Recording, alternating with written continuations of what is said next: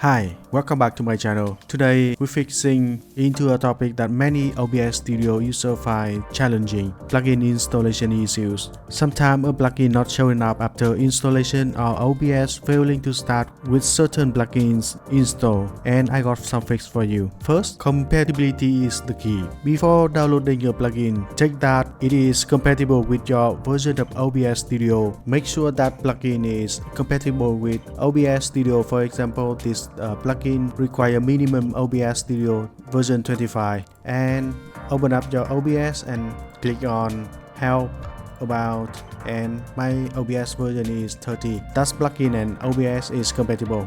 This plugin requires a lower version for OBS version 27, supported platform Windows, Linux, Mac. If that doesn't work, try the next solution. And if you install a plugin but it's not appearing in OBS, try running OBS as an administrator. Right click on OBS shortcut and click on Run as Administrator and try to see if this works. Another thing is, some plugins require additional software or libraries to be installed on your system. These requirements are typically listed on plugin download page like Visual C++ or Linux library. Ensure that you install all the necessary dependencies for the plugin to be function. If you do everything and there is nothing work, you need to check the log files. Go to Help, click on Log File and Show log files or View current log files.